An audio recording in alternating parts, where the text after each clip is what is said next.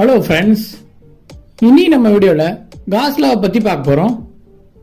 First Gauss லாவோட டெஃபினேஷனை பார்த்துடலாம். It is defined as the electric flux through a closed surface is the sum of all charges inside the closed surface divided by the epsilon naught. என்ன friends, ஒன்றுமே புரியல, புரியுற மாதிரி பொறுமையாக சொல்கிறேன், ஃபுல்லாக video பாருங்க.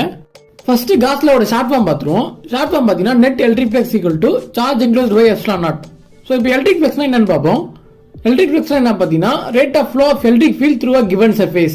அதாவது ஒரு ஓப்பன் சர்ஃபேஸ்ல எவ்வளோக்கு எவ்வளோ எலக்ட்ரிக் ஃபீல்ட் லைன் அந்த சர்ஃபேஸை பாஸ் ஆகுதோ அதை தான் நம்ம எலக்ட்ரிக் ஃப்ளக்ஸ்னு சொல்றோம். ஸோ எலக்ட்ரிக் ஃப்ளக்ஸை பத்தி நான் தனியாக ஒரு வீடியோ போட்டிருக்கேன், அதை பாருங்க.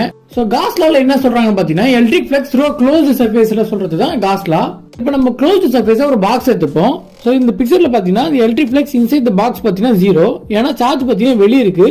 ஸோ எலக்ட்ரிக் ஃபீல்டு பார்த்தீங்கன்னா பாக்ஸ்க்குள்ள போயிட்டு வெளியே போயிட்டு, ஸோ எலக்ட்ரிக் ஃப்ளக்ஸ் 0. ஸோ இந்த பிக்சர்ல பார்த்தீங்கன்னா சார்ஜ் பார்த்தீங்கன்னா பாக்ஸ்க்குள்ள இருக்கு, அதாவது எலக்ட்ரிக் ஃப்ளக்ஸ் இருக்கு.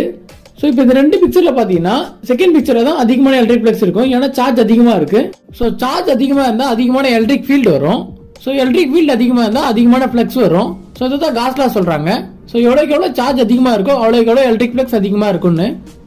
ஸோ இப்போ நம்ம எப்சிலான் நாட்னா என்னன்னு பார்ப்போம். எப்சிலான் நாட்னா பெர்மிட்டிவிட்டி ஆஃப் ஃப்ரீ ஸ்பேஸ், அதாவது ability of medium to store some energy. இப்போ நம்ம என்னதான் சார்ஜஸ் எல்லாத்தையுமே ஆட் பண்ணி நம்ம ஃப்ளக்ஸை கண்டுபிடிச்சாலும் சில எனர்ஜி பார்த்தீங்கன்னா அந்த மீடியமே ஸ்டோர் பண்ணிக்கும். ஸோ அதை தான் நம்ம பெர்மிட்டிவிட்டி ஆஃப் ஃப்ரீ ஸ்பேஸ்னு சொல்லுவோம். இப்போ நம்ம காஸ் லாவோட டெஃபினேஷனை பார்ப்போம். Cos law is defined as the electric flux through a closed surface, அதாவது ஒரு closed surfaceல இருக்கிற electric flux is equal to sum of all charges inside the closed surface, அதாவது அந்த closed surfaceக்குள்ள இருக்கிற எல்லா சார்ஜஸையும் ஆட் பண்றது divided by the epsilon naught. Okay friends, இப்போ உங்களுக்கு காஸ் லாவோட டெஃபினேஷன் புரிஞ்சிருக்கும்னு நம்புறேன். ஸோ இப்போ காஸ் லாவோட ஃபார்முலாவை பார்ப்போம்.